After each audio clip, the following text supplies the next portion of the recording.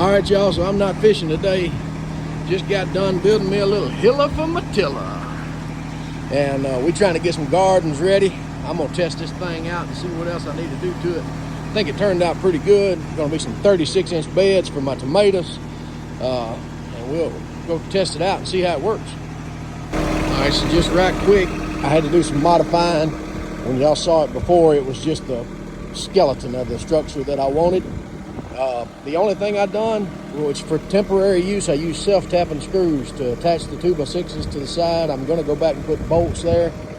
I had to add more 2x6s up here to keep my dirt from thrashing out.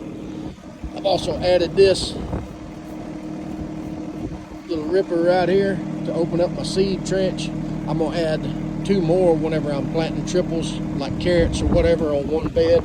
That's about a 32-inch bed that this is making. But I'm gonna have an option to do 1 seed trench right in the center for peas and tomatoes and such, and then I'll put 1 on each side, just split the difference if I want a triple row, whatever I'm planting. But man, it's working out good. Show y'all kind of what it's doing here. So with the one in the center, I've got an option for a double row. I can plant here and here, planting peppers or whatever, have a furrow in the middle, furrow on each side. Or like right now, we're going to put in some peas, and we're just going to drop peas in that furrow, and then we'll lightly cover it. But it's working good.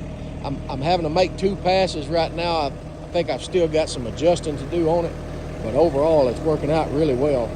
It's going to save some time, and it's just a whole lot of labor that it's saving too. It's a lot easier than the way I've been doing it.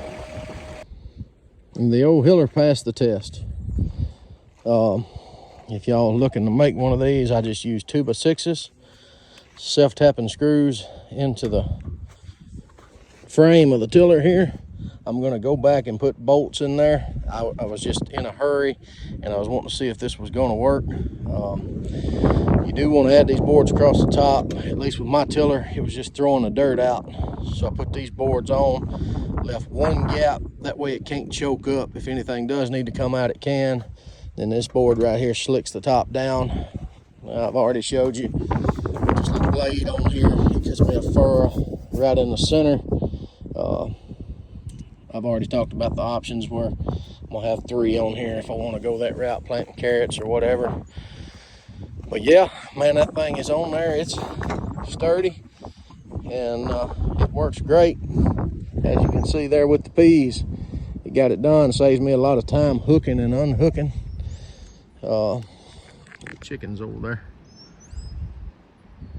But it saves me a lot of time hooking and unhooking from all different implements, and my disc hiller, the Barons.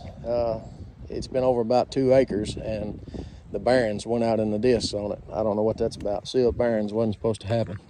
But anyway, I'm gonna jump off here and continue on. All right, y'all, so it's working out pretty good. Got some top pick Mississippi pink eye purple hull peas. That's a mouthful. Put in here.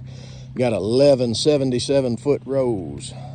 So ought to make plenty of peas, I would think. Over here we got a little bit of everything going on. Got well, I don't even remember what we got planted right here. I'd have to look. I know we got some spinach and a couple other things going on in here. I can't remember.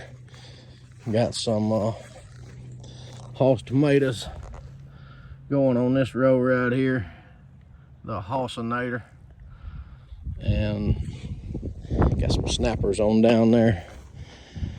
Got Hoss tomatoes from seed on this row. I'm gonna see how that does. Got snappers on seed or from seed in this row. So it's going to be my first experiment with planting from seed in the rows instead of starting them in the house or in the greenhouse. Those were started in the house, but we'll see how she goes.